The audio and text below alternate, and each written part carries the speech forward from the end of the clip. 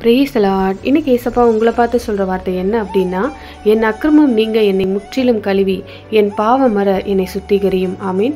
கர்த்தர் நம்மளை ஆசீர்வதிக்கணும்னா அதுக்கு நாம் ஃபஸ்ட்டு பரிசுத்தமாக்கப்பட வேணும். நாம நம்மை பரிசுத்தப்படுத்தி கொள்ள முடியாது. அதுக்கு ஆண்டவருடைய உதவி கட்டாயம் தேவை.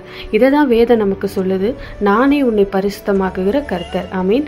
ஆண்டவர் எதையெல்லாம் செய்யாதுன்னு சொல்கிறாரோ அதை தான் நம்ம ஃபஸ்ட்டு செய்வோம். அது எல்லாமே அநீதியான காரியம்.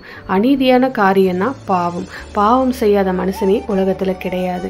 அப்பேற்பட்ட பவுல் அப்போஸ்தலரே பாவிகளில் பிரதான பாவி நான் சொல்கிறாரு. அப்படி இருக்கும்போது நாமெல்லாம் ஏமாத்துறோம். நம்முடைய வாழ்க்கையில் என்னென்ன பாவங்கள் இருக்குதுன்னு நமக்கு நல்லாவே தெரியும். அந்த பாவம் நம்முடைய இருதயத்தை ஆக்குப்பை பண்ணிருச்சு அப்படின்னா அந்த பாவத்துக்கு நாம் அடிமையாயிடுறோம். இதனால் என்ன ஆகுது? நிம்மதி போயிடுது, சமாதானம் போயிடுது. அது மட்டுமல்ல, தேவனுடைய ஆசீர்வாதத்தையும் அது ஸ்டாப் பண்ணிடுது. இதையெல்லாம் யார் மாற்ற முடியும்? இதிலிருந்து யார் நமக்கு விடுதலை கொடுக்க முடியும்னா தேவனால் மட்டும்தான் நம்மளை சுத்திகரிக்க முடியும். அதிலிருந்து நம்மளை மீட்டெடுக்கவும் முடியும். இயேசு கிறிஸ்துவின் ரத்தம் சகல பாவங்களையும் கழுவி நம்மளை சுத்திகரிக்கணும் வாக்கு கொடுக்கப்பட்டிருக்கு. அதனால் கண்டிப்பாக ஏசப்பா நம்மளை அந்த பாவத்திலிருந்து மீட்டெடுத்து நம்மளை சுத்திகரிப்பார்.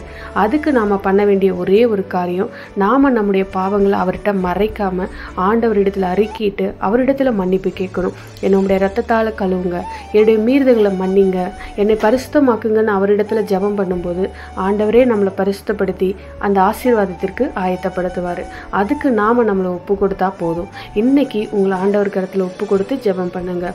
நிச்சயமாக தேவன் உங்கள் பாவங்களை எல்லாம் கழுவி உங்களை மீட்டெடுப்பார், பரிசுத்தப்படுத்துவார். ஆமீன். God bless you.